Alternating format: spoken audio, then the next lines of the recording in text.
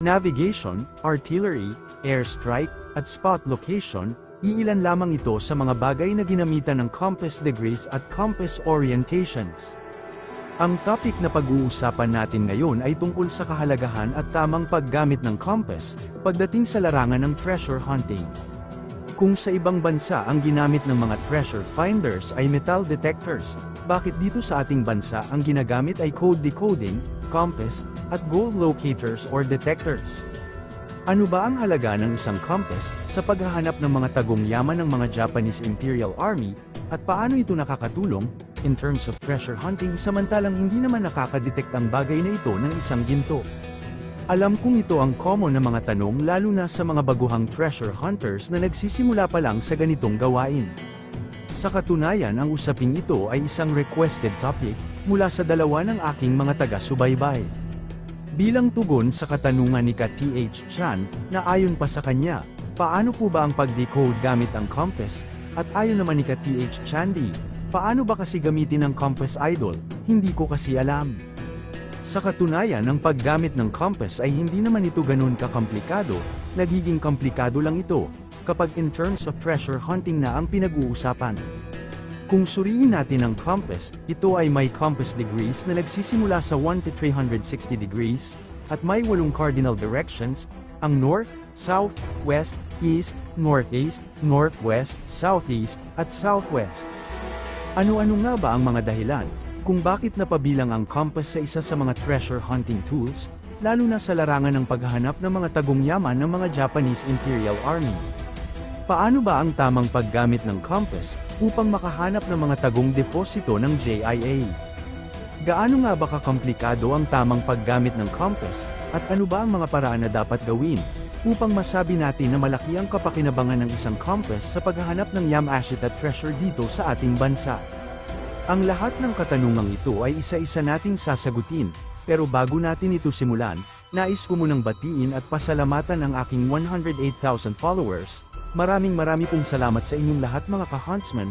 We are the family of 108K. Sana'y patuloy ang pagbuhos ng swerte sa ating kanya-kanyang mga pamumuhay, at magandang buhay sa ating lahat. Hindi ka matatawag na isang treasure hunter kung hindi mo alam ang basic use ng isang compass. Kung ikaw ay isang baguhan na treasure hunter, at nais mong matutunan ang tamang paggamit ng compass pagdating sa larangan ng treasure hunting, ang pinakauna mong gagawin ay bumili ka ng compass, at simulan mong pag-aralan ang basic use nito. Ang pinakauna mong gagawin ay alamin mo ang 8 cardinal directions nito, tulad ng cardinal direction na east. Ang east o silangan ay may compass degrees na 90, kung saan nagsimulang sumikat ang araw o rising sun. Ito ang gawin mong facing orientation, upang hindi ka mahihirapan na ma-identify ang location ng iba pang mga cardinal directions. Mas pinili ko ang east side, dahil sa lahat ng cardinal ito ang pinakamadaling hanapin na lokasyon, dahil ang basis mo dito ay ang araw lang, at dito ka humarap gamit ang isang compass. Pag nakaharap ka sa cardinal direction na ito, automatic na ang cardinal direction na nasa likuran mo ay ang bahaging west o kanluran, na may compass degrees na 270. Samantalang ang kanan na kamay mo ay direktang nakaharap sa bahaging south o timog, at may compass degrees na 180, at ang kaliwang kamay mo ay direktang nakapoint naman sa cardinal direction na north o timog at may compass degrees na 360.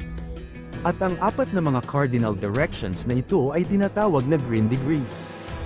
Pagdating naman sa apat pa na mga cardinal directions, ang southeast, northeast, southwest, at northwest, ito naman ang mga pagitan ng green degrees directions. Ang southeast na pagitan ng south at east, na may compass degrees na 135, ang southwest na pagitan ng south at west na may compass degrees na 225, ang northwest na pagitan ng north at west, na may compass degrees na 315, at ang northeast na pagitan naman ng north at east na may compass degrees na 45. Ang lahat ng mga pagitang degrees ay tinatawag naman na white degrees. May mga pagkakataon na maririnig mo sa ibang treasure hunter ang katagang green at white degrees habang nag-uusap, at alam mo na ang ibig nitong sabihin. Ang mga nabanggit ay basic way lamang kung paano gamitin ang isang compass tool. Kapag nagiging bihasa ka na sa basic na tamang paggamit ng compass, at kaya mo nang ma-identify ang lokasyon ng 8 cardinal directions, ang sunod mong gagawin ay alamin mo ang functions ng 8 directions nito. Pagdating sa usaping may kinalaman sa functions ng bawat cardinal directions, dito na papasok ang tinatawag na Yamashita Compass Code. Walang halaga ang basic use ng compass, kapag hindi mo alam kung paano gamitin ang Yamashita Compass Code. Ano nga ba ang Yamashita Compass Code? Ang Yamashita Compass Code ay isang diagram na binubuo ng 8 cardinal directions, na naglalaman ng mga detalye, kaalaman, na may kinalaman sa usaping treasure hunting. Gamit ang nasabing mga diagrams, matutunan mo ang bawat functions ng 8 cardinal directions ng compass. Pero bago natin ito simulang tatalakayin ang halaga at functions ng 8 cardinal directions, gamit ang Yamashita Compass Code, alamin muna natin ang origin, kung saan at paano nagsimula ang tinatawag na The Yamashita Compass Code Diagram. Ang Yamashita Compass Code, sa katunayan ang diagram na ito ay hindi naman nanggaling kay General Tomoyuki Yamashita, at lalong hindi rin ito nanggaling sa mga Japanese Imperial Army. Nabuo ang Yamashita Compass Code Diagram sa pinagsamang pag-aaral at karanasan ng mga veterans treasure hunters at kasalukuyang treasure hunters na nakabase na rin sa mga actual recorded recoveries.